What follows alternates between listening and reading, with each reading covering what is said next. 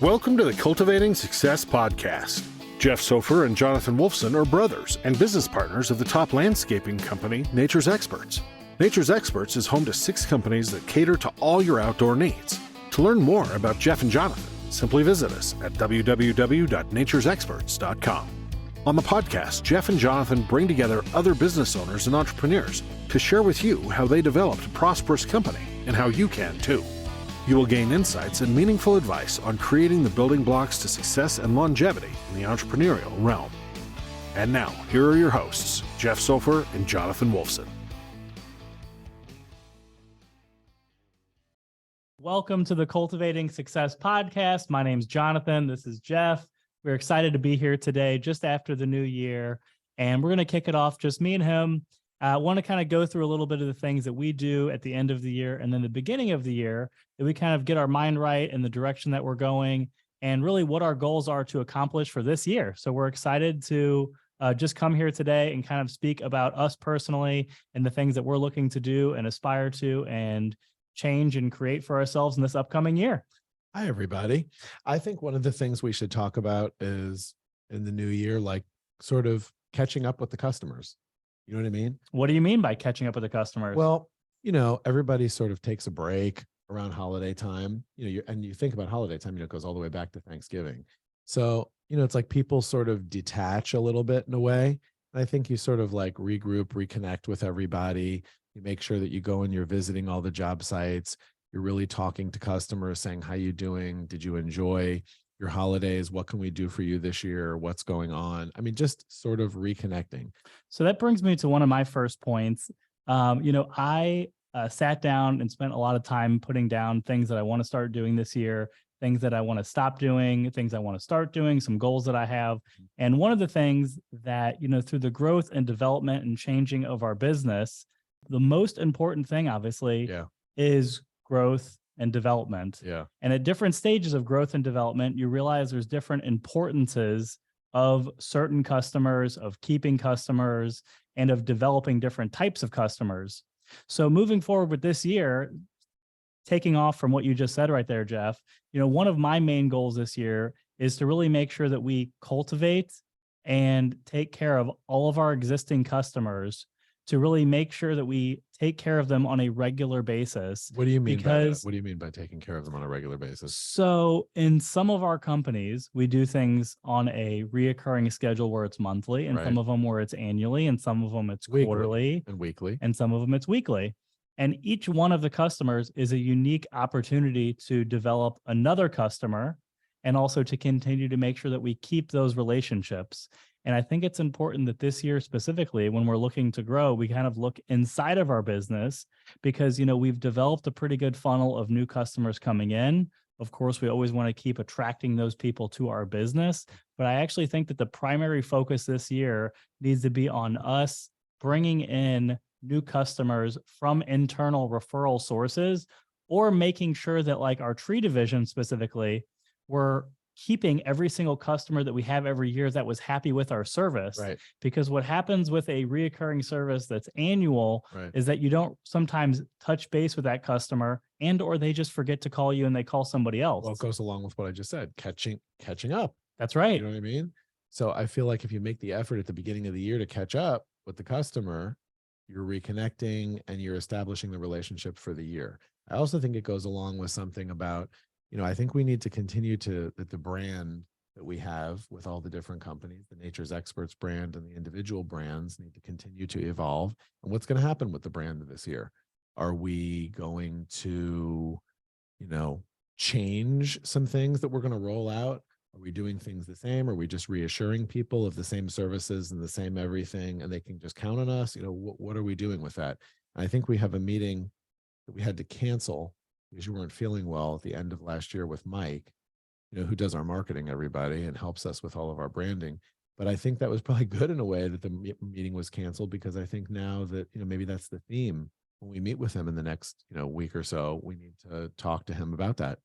Well, I think that making sure we have a strategy moving forward for this year is important in the overall development and growth of our company, because we don't want to forget any of our customers. Each customer, whether they've been with us for 1 year, 1 month, 1 day, 10 years, are all equally important. And if you don't put the processes in place to make sure you take care of those customers, you're ultimately just going to lose them. What do you mean forget about the customers? Are you saying that like you feel like a lot of people, or you feel like certain customers are put into, say, a certain quote box, and you sort of forget about them? Which customers are those? And Well, I think most people, continue to move through their customers as they get new customers, and they sometimes forget the important processes of making sure you have the right management, supervision, customer service, accounts receivable, accounts payable, everything that goes into the actual customer relationship process. After you get the sale, a lot of times people move it into another category of, oh, we got it, so everything's all good. I also think that you mentioned customer service. I think if you're talking about customer service, the more important part of that to me, to go more in depth on that, is customer experience. Maybe we need to work on that more this year too, because I feel like everybody, receives customer service. Every company gives a certain level of customer service, but what do you do for your customer experience, for the customer to remember and to know about your company? For example, if you treat them really well and you're very full of knowledge, and when they're getting an estimate, they feel really comfortable approving that estimate because they think you're very capable. They're not just like, okay, just do it, I'm sick of looking for a company, but they really choose you. Then during the time where they hire you and you're doing whatever project you're doing for them, it's like they should be happy with how they see the process is going. And then afterwards, when you collect the money, when you're talking to them and sort of saying, hey, how did it go? And they're telling you it was good. That's all a really, really good customer experience. That's not just customer service, because we've all gone out of our way to make sure that the right thing is done so that they have an experience worth remembering that's super positive.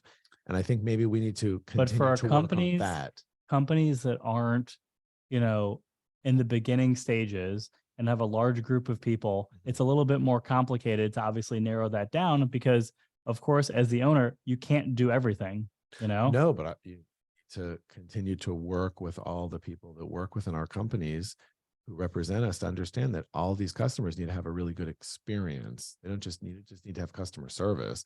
A lot of people think customer service is just like talking to the customer, informing them, and doing sort of like whatever you feel like you have to do, instead of the customer experience, which is looking on the customer side. What are they experiencing? What are they seeing from us? What are they hearing from us? What are they observing from us? And I think if we need to explain to all of our team that, like, when you put yourself in their position, what would they want to see? They want to see all that positivity, all that diligence on the, on our side, on the provider side, so that the experience afterwards, not only that they were happy and they'd hire us again, but that they would recommend us to somebody else because their experience was so positive. So Jeff, I'm going to move on to some questions here. Okay. You ready for your question number 1 here? Okay. Let's start with you. What events or experiences during the last year changed your thinking or outlook? What was your experience? This is the first question. What events or experiences during the year have changed your thinking or outlook? Okay. And so what was your experience? Okay. It's actually a very specific question because it's asking what changed. So there's a lot of things that I thought about, a lot of things that happened, but what changed my experience? Well, what was the experience? The experience was inflation hitting all-time highs. Okay. And then it made you feel what? It made me concerned about several different components of the business. And when I thought that we could easily adjust to it, I was wrong. We actually hit some major bumps, and you and I had to start getting into action and then activating everybody else to deal with all of the things that we needed to deal with. And it was something where it shows where you literally need to jump into action so fast because every single day matters. So I think that's really good. So I'm going to take it one more step forward. So what is the solution to the experience and how it made you feel? So what is the solution to that then? I'm going to take it one more step then. So the solution is to pay more attention to that particular subject, which was receivables. We have to pay much, much more attention to that. We've got plenty of receivables, but we weren't collecting them fast enough. And I think part of that is the fact that our CPA, does a great job, but I think that it was up to us to demand information from him sooner, because if we had information from him sooner in the year, then we could have, gotten ourselves mobilized and gotten ourselves situated when it was really a situation where it was like do or die. So the solution is, it's not up to him to come and say, oh, this is how things are going. We need to say it. We need to hold him accountable, like much more we determined frequently. that we needed our own in-house accounting. Yeah. And we're working towards that already. We have Yeah. one person. We're interviewing another person on Wednesday, which is today. Yeah. I mean, we hired a controller in 2022. And definitely That was only made a bunch of changes. That was after the issue. Yeah, but made a bunch of changes. But I still think he's still a big part of the business, obviously, in the whole overall group of companies. And we need to hold him accountable and not wait for him to say, oh, okay, things are ready for you to look at. Say, no, like we need to know, because we realize that every day matters, and like we cannot let it go by, where we have to make sure that everything's all right, because we need to make changes. And all these team members that we have, everyone did jump into the pool with us and get everything go. But it just takes time, for all of it to work out and for the whole process to happen, when you're trying to fix it. Exactly. So I think that's really good. So I'm going to go into mine now. Sure. So what events or experiences during the year have changed your thinking or outlook? Okay. And it was understanding the leverage that you have through people. Okay. What do you mean by that? So, we have, you think you've got leverage through me or something? Like, what do you mean? We've purchased additional companies, but we have 5 core companies. Yeah. So ultimately within our business model, we have 5 different streams of revenue. Yeah. 5 different customer bases, 5 different management staff, so on and so forth. Yeah. So, through Jeff's experience that he was explaining about receivables, ultimately receivables and profit correlate also together, and expenses and all that kind of all commingle into, how important your receivables are is on how big your profit margin is. Right. The lower your profit margin, the more important it is to get the money is. The bigger your profit margin, the more you're actually capturing and the less expenses you're outputting. So to me, how I took this particularly was it made me really feel grateful for, the diversities that we have within of our business and our companies of the different strengths, because at different times in our business, now I'm reflecting on it, there have been different companies that have carried more of the burden at different times than at other times. And at this particular, season that we had this summer, there were 2 companies that were really kind of holding very strong and fast, and 2 companies that did not. And that leverage, particularly through the people and the organization and the structure and the processes that we created, really were something that is the reason why, we were able to get through it, have clear heads, make good decisions and all of that. So I'm really, understanding more the leverage that we have as we're continuing to grow our team. Can I talk? Can I talk to that point for just a quick second? So all these years ago, like so many years ago, I mean, it was when I was like, I'm 53 now, just so everybody knows. Jonathan is 36. So I have been in business and doing this and being entrepreneurial since I was, 22 years old. So let's just say at that time, around maybe 23, something like that, 24, I decided, I specifically said to myself at the time, there was no Gary Vee. There was no anybody, telling you any of this. Zig Ziglar. Yeah. You could, or Tony Robbins. But I didn't know about them. And I literally thought to myself, you got to have multiple streams of revenue, because at the time in South Florida, it was very snowbird-like, where there's still snowbirds. So now the season, you guys understand there's a lot more people here during, quote, the season than there's not. But South Florida was like abandoned over the summer and early fall. There was no one here.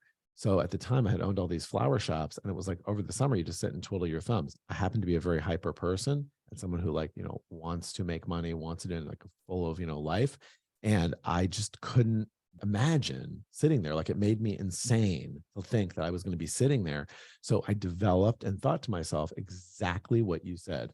was that if something becomes an issue with one of the companies or one of your streams of revenue, that the others could help carry it. I'm telling you. So for me to hear you say that, it's just so interesting because it was literally what I thought all the way back then. I had that thought. And you know what? To look it forward today and think I am very thankful also. You said you're thankful for it. I'm really thankful for it because it's literally that concept that helped us at this time. What's the beginning stages of, diversification? You're speaking about when the company was smaller, you were looking for different streams of revenue to help increase the growth of the company, but to also hedge the bet of the slower season. Yeah. This particular point that I'm making is relative to leverage. It's relative to diversification within our companies and the companies being separate, but collectively working together. It's just the and concept. how all of that really works together. But it's the concept. You can apply it. Absolutely. You know what I mean? And that's why I said there's so different amazing. stages that everyone can apply this to, whether you're just starting out and you want to add multiple streams of revenue. You actually don't really know your main stream of revenue in the future could be your least stream of revenue. You just don't know. That's such a great point. That is so true. And actually, guess what? That's what it turned out to be for us, because it was first all those flower shops. Right. And now they're irrelevant. So next question, Jeff. Was there anything on the list to achieve in 2022, personal or business, that you didn't accomplish? Why didn't it happen? What needs to change in order for it to happen in 2023 if it's still your goal? So what are some shortfalls of things you didn't accomplish in 2022? There definitely were some shortfalls. And one that sticks out really strongly to me is that I am trying to fast track in one region, in one sector of our business, is in a specific town here in South Florida. And I'm looking to make a name for our companies, even though we have one and it's very established up there. I'm looking to make a name and establish it like companies that have been there double and triple as long as us. And I'm trying to do that by fast tracking through some different groups that I'm involved with, a group I've also started, as you know of, and also just meeting specific people and being overly extroverted, which I am normally, but this is like on overdrive. And I feel like if I'm doing that and going to events all the time and meeting so many people and putting our name out there, it's making up for the years that we don't have there, that other companies do. And I'm trying to do that. I have not yet accomplished that completely to what I want to. Do you feel it's a shortfall though? What do you mean? Of ours? What do you mean? Of yours. This is a personal or business goal that you didn't accomplish. I was hoping. Yeah, I do. I feel like I should have been able to accomplish that by now, and I haven't been able to, and it's frustrating. So what needs to change about you in order to accomplish things like this in the future? I don't think anything needs to change about me. I think what needs to change about me is that I need to stop thinking things can happen quicker than they can happen, but I should still go at them hard. It just may not be in the timeline that I think is correct. Meaning, if I think I can change something within a year, it may be a year and a half or 2 years. And I need to be okay with that, but still go just as hard on it, realizing it's just not the time schedule I thought, but what I'm doing is the right thing. It's just taking more time. Got it. That's good.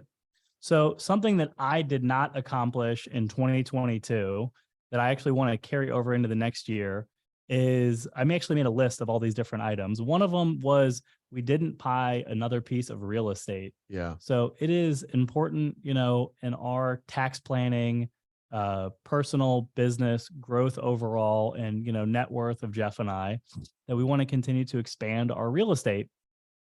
Purchasing real estate is a good way to have different deductions to reduce your taxes, and also have additional streams of revenue. Passive income. Correct.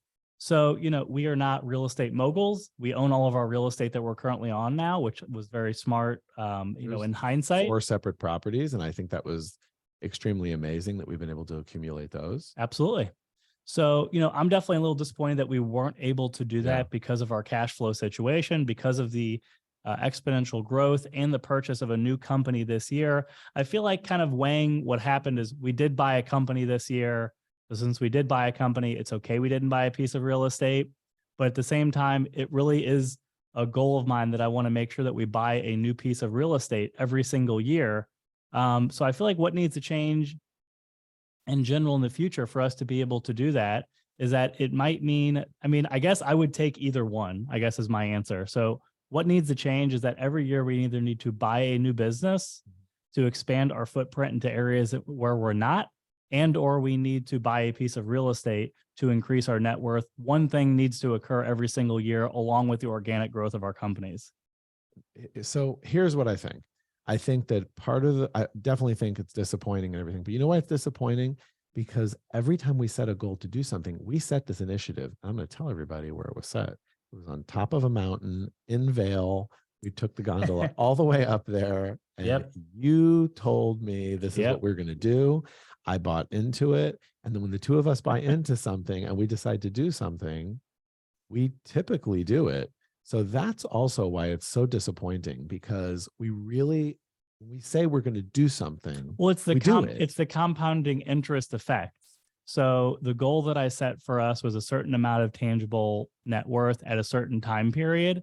And it's very, very, very achievable where we're at right now, as long as we follow a particular plan. I guess in hindsight, buying a business or a piece of real estate both work hand in hand in obviously reaching that goal. I thought, though, the real estate component, based upon the amount of the money the business turns to us, obviously buying a piece of real estate would reduce our taxes. Reducing our taxes means ultimately we should be able to keep around the same amount of money that we were keeping before. So I think that the goal is still there. This is a new year, and I'm ready to figure out what is the right opportunity. And I think there's gonna be lots of opportunities this year specifically. I do think, though, that it's interesting for something like that to have happened to two personality types like me and you, because we didn't achieve the goal. We didn't do what we said we were going to do to each other. And we didn't do it, and we're giving reasons why we didn't do it, but we still didn't do it. So in a way, in my brain, and I'm sure in yours also, the reasons make sense, and we both understand that. However, it's still not satisfactory. Listen to what I'm saying. It's still not satisfactory, though, to me, and I'm sure it's still not satisfactory to you. You're disappointed about it, and so am I. I don't know if I'm disappointed. I think that the goal is to make sure that you have the most amount of money working for you. So by buying a business, you're investing into a business, you get depreciation. The depreciation can help reduce your taxes so you can keep more cash in play in your business. And the thing is, we determined that we're not taking money out of the business this year. So the thing is, we did accomplish the goal, because if there was excess money to come out of the business, it would go towards a piece of property. So I don't think that we didn't not do it. What would be irresponsible is if we took money out of the business and we're like, you know what, we're just going to keep it and we're not going to buy a piece of real estate. That would consciously be not doing it. We're deciding to keep money in the business for additional growth. What you're saying is 100% accurate and makes sense and all those things. However, even though that's the case, I still am disappointed that we weren't able to somehow figure it out, because what I don't think you're getting from what I'm saying is we always still figure something out. Even though this makes sense, and 1 + 1 = 2, everything that you're saying. Well, we could have bought something, but we need to buy something of a certain scale. I know, but fine. But if you can't buy it to the size that we need, it just doesn't make any sense. It's just a transaction for no reason. But since we couldn't buy something of the size that we need or the scale that we need, to me, maybe you're not. I'm glad that you're more at peace with it than I am. To me, I am definitely disappointed about it and sort of unhappy that we weren't able to somehow figure out how to actually do that, even along with what we still had to satisfy and accomplish. That's all. I just think that's part of me also. That's how I am. Some people may say that's bad. Some people may say that that's good. Oh yeah, well, you still want to accomplish all these goals and you're disappointed when you're not. So it keeps you going. And, that's why you accomplish so many things. But then it's also like, well, you can't accomplish something. You can accomplish something. You sort of need to be at peace with that. So it's sort of like a push-pull struggle thing with me. So next question is accomplishments. Jeff, tell me your top 3 accomplishments for 2022. So my top 3 accomplishments for 2022 is that I did make some inroads business-wise that I thought that I was going to be able to. And I did do some of them. I just didn't do all of them like I was talking about before. I would have liked to have gotten so you feel like you've networked really well this year? Yeah, definitely. That's one. Yeah. 2 is that I personally have some relationships within my family that I have sort of settled some things from the past. that I have with different people that I feel like, you sort of settle things and move forward in life so you don't carry problems. So I've done that.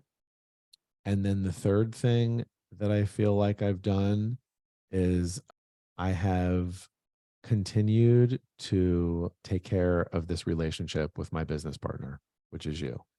And that's extremely important to me. And to respect you and respect the relationship and respect your abilities and respect how the two of us always put each other on a pedestal and first with everything with these businesses.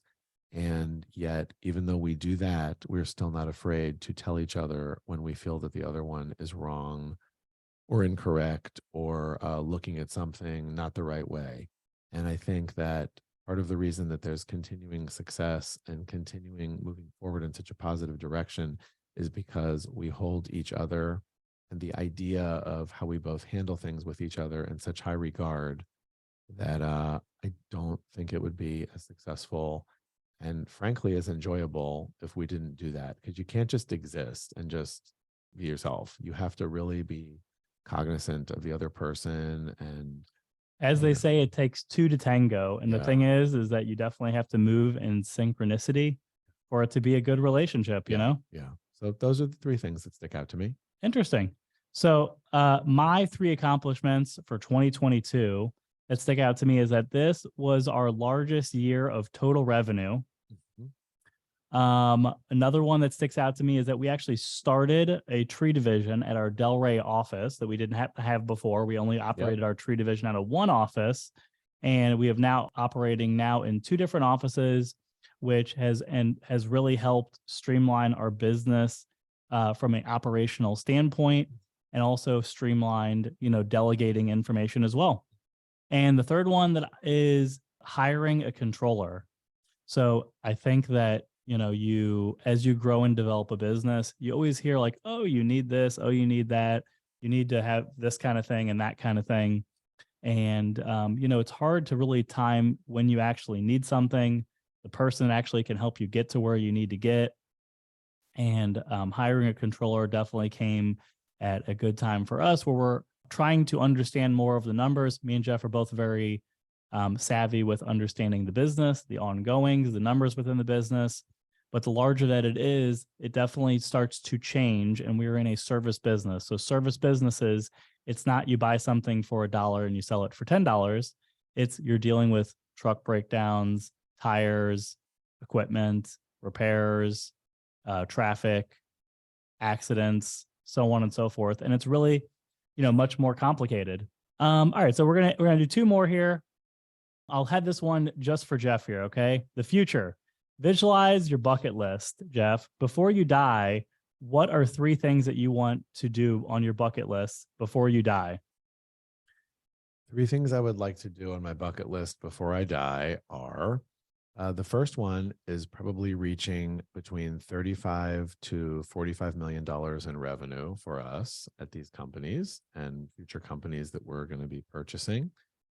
Also to probably have about at least 10 properties. Anything above that would be complete gravy, but at least 10 properties, commercial business properties that you and I purchased together.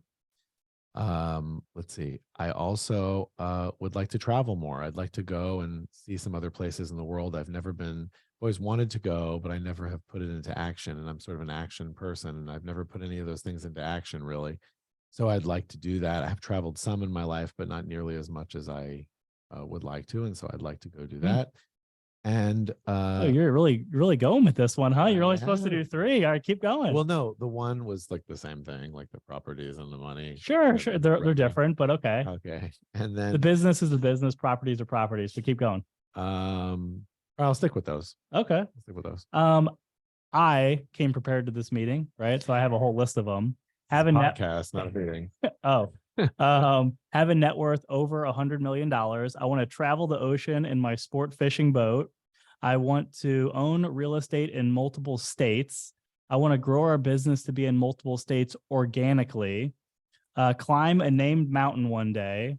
I want to own a car collection. and have a world-class car garage. So those are a few things. I put down 20. Those are a few of them. Wow. Okay. All right, next one. We're going to end on this one, Jeff. Goals for 2023. So, we've now completed 2022. I'd like to know, what are 3 goals that you have that you want to do going into this year that you feel like that were shortfalls from last year that you want to do this year, and things that you really think that are important, to kind of, fuel Okay. your own life's mission of just what you personally, it can be business or personal, but personally. Okay. Meet more of the right people. So even though I'm meeting so many people, make sure I meet more of the right people and make and hold those connections with those people. Number 2 is pay more attention to things that I am not comfortable paying attention to and that I veer off of.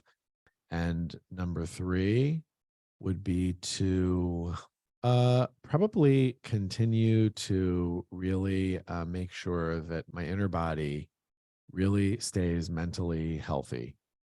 And I tend to get very angry at times. Like eating right? What do you mean your internal body? I think eating right, getting my mind right, and just always some sort of like being at peace, all of it, because I seem to get very angry at times.